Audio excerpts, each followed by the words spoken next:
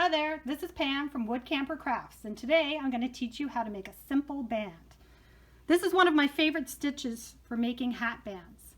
As you can see, it creates this really nice texture, and it's really simple to do. So this is my Cove hat. If you want to make this hat or any of my other patterns, you can check them out in my Etsy shop.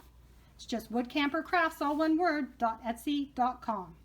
Okay, so let's get started.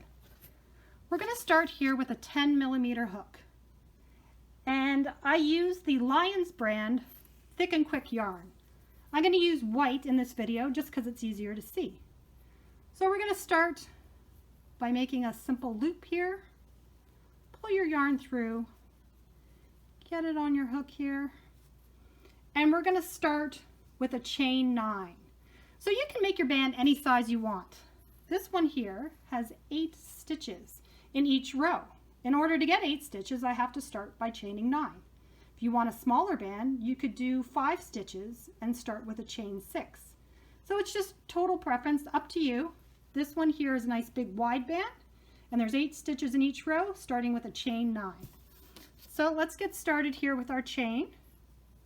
Yarn over, pull through, that's 1, yarn over, pull through is 2, yarn over, 3, yarn over 4, yarn over 5, 6, 7, 8, 9.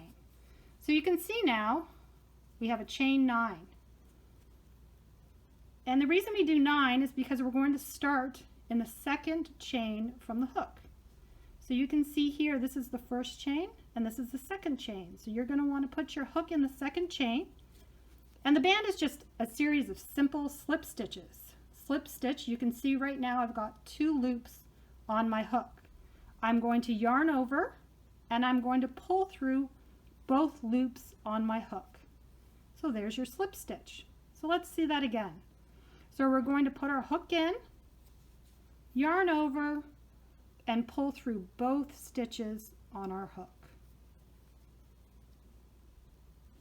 So put your hook in, yarn over, pull through both stitches on your hook. So we've got 3, we want 8, so let's keep going. 4,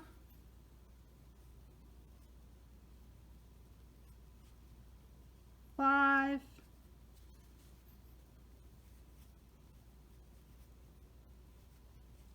6,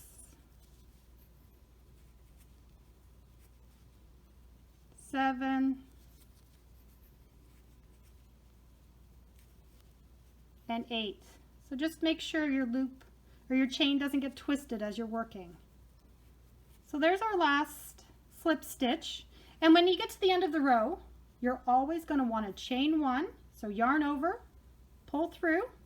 So there's your chain 1 and turn. So the important thing here is that we're going to be working in our front loops only. If you look from this direction, you may think that this is your front loop and this is your back loop. But that's not the case. You have to look back at your work here. You see here, this is the slip stitches you just created. So that means this is your back and this is your front. So when we turn it over, your front stitch is this top stitch here, right up here, right here. So let's get started. We've chained 1. We're going to turn, starting in the first loop, front loop, yarn over and pull through both.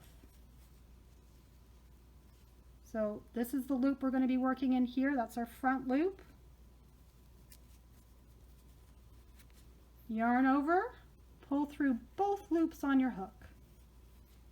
So once again, let's look at this from the back. So from the back, you can see that that's your front stitch and that's your back stitch. Your front stitch, your back stitch.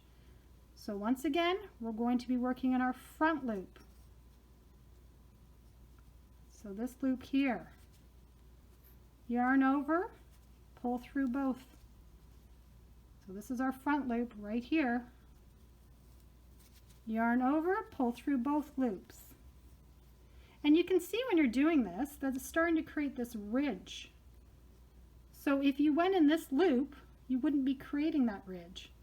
So that's another good way of thinking about it. You want to create the ridge. So you're working in this back loop or front loop here. Pull through both. So to create that ridge, you need to work in this loop here. Pull through both. Another one. Pull through both. And sometimes it looks like you've finished the row. So that's why it's really important to count.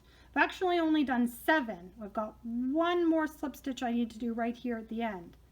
So once again, working in my front loop, yarn over, pull through both loops, and I finished my row. So that's what it looks like when you're done.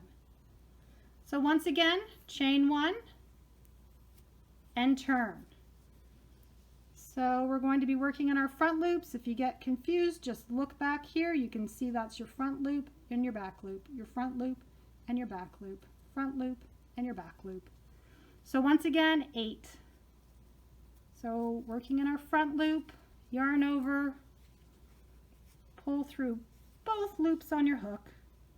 You'll be going in here, creating that ridge, yarn over, pull through. And I'm just going to keep going here. So that's 3, 4, 5, 6,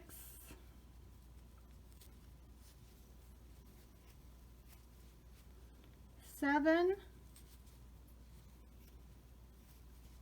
and my last one here. Oops, this one's a little bit tough to get in. Let's try that again. There we go. There, I finished my next row. So we're all done here. We're going to chain 1 and we're going to turn.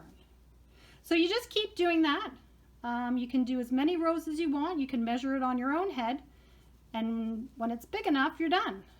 In this hat here, my Cove hat, I've done 60 rows of 8 stitches.